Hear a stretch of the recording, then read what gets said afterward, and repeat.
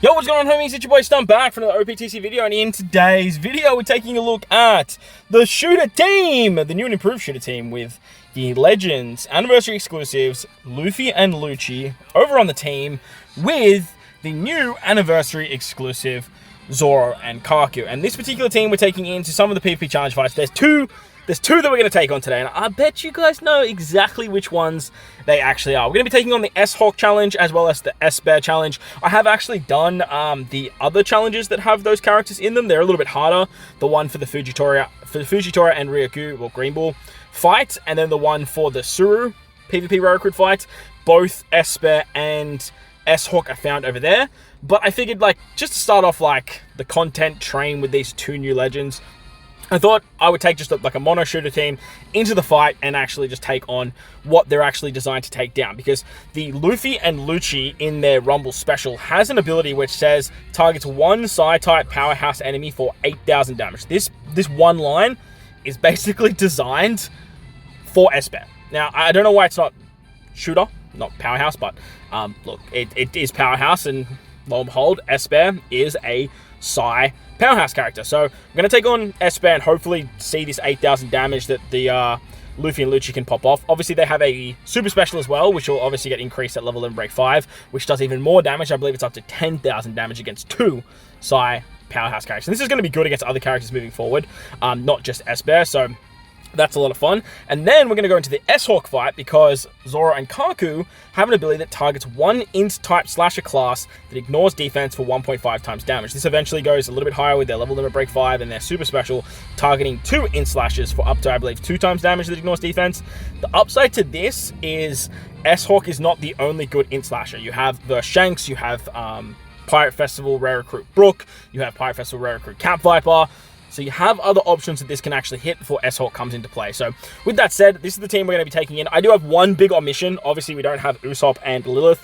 Usopp and Lilith would literally just slide into that spot that Ace is in. But I think Ace is a pretty good option on this particular team because we have a Luffy on the team. He's a shooter, and our whole bench is strength focused. So once our strength units come in, we're buffing Rise of Shinobu, we're buffing Ace, and then they can also work well as our bench is full shooter too. But hopefully you guys enjoy the video. If you have any ideas or want to see anything with these characters, I'll probably take them into the slasher team with Lucci Kaku. I'll probably take them into the fighter team with Luffy and Lucci in the future. If there's anything else you guys want to see, let me know in the comment section below. With that said, let's dive in.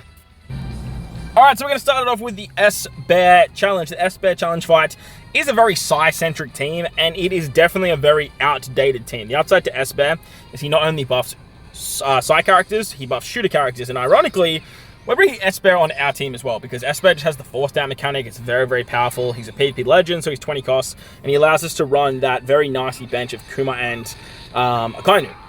We could also run something like the Pirate Festival Rare Recruit Suru for a little bit more cooldown reduction, but look, this is what I'm going for. Another really good option for the shooter team is that Sword legend.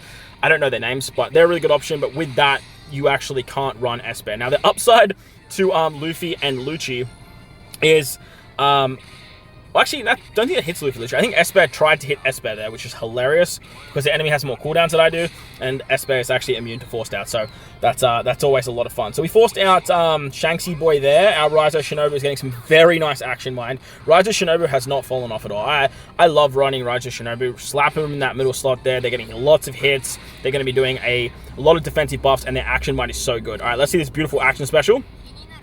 Oh, super special, I should say, sorry. Now, 8,000, oh, so 10,000 damage. Jesus Christ. Yeah, so because it's the super special, it's 10,000 damage. I believe I think it must be 12,000 then with the level in break 5. Cannot remember off the top of my head. Now, we even get the super special of Zoro and Kaku as well. It's just Zoro, though. Kaku's just nowhere to be found. Big damage there. Holy Jesus Christ. Damn, these units hit hard, man. They hit so hard. So we're rocking 30 defense as well. 34 with Luffy and Lucci. 38 with Lucci and Kaku, which is really, really nice. We've done some pretty good damage there. S-Bear is just going to like take out Shanks once again, so that's always fun.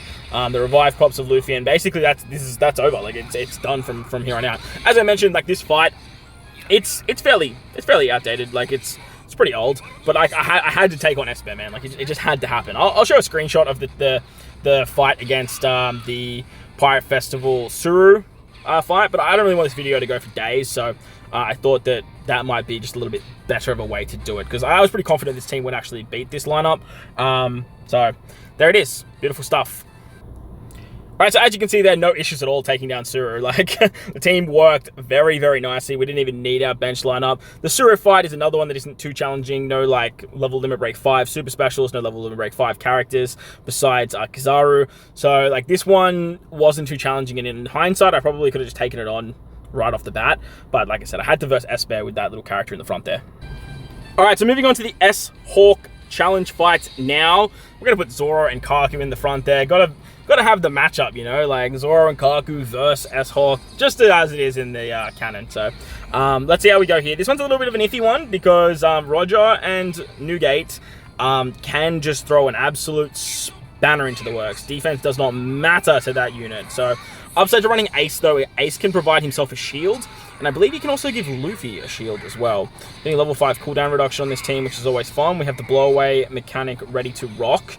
That is probably going to hit Dofi, isn't it? Yeah, it is. Alright, so Dofi's going to get blown away, which is good, because that means that Zoro and Kaku will have to hit S-Hawk, provided they survive the... Okay, well, S-Hawk's pretty much dead. Like, S-Hawk pretty much just took the full front of that Luffy and Kaku shot. Poor old Ace just got absolutely demolished there. Okay, here we go. See you later. 9,000 damage. Goodbye. Goodbye. Some good defensive drops and then some big damage, man. Man, seeing Zoro and Kaku on a shooter team is just, it's so funny too, man. Like, it's so interesting to see this particular character, because, like, they're just both slashes. Like, true and true, they're just slashes. Alright, so we take out, oh, unfortunate. I was going to say, we took out K-Dad there with the Rise of Shinobi special, and then, there you go, see you later. Say, Roger Newgate was basically just a bee's dick away from dying. All they needed was a normal attack, and we can say, see you later. With that, there's some healing from Komurasaki. It's good, too, because there's a lot of int characters here still. Like, we've got Dofi, we've got Zoro, we've got Komurasaki. So, if we do get that... Oh, no, they're going to die.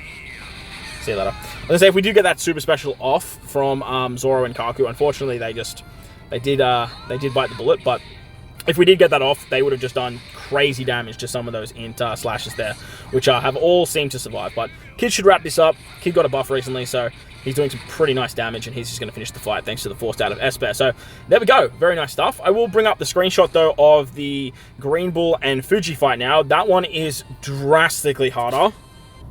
And the reason I took a screenshot is because I was just like, I'm not going to just continuously run this until I get the win. Lucky for me, actually, I took the Roger Rayleigh Gaban super special, and it actually killed Esper, Luffy Lucci, and Zoro Kaku, which then brought in my bench, and I had a full strength lineup. So that was actually pretty lucky on my behalf, and then we managed to clutch out the win.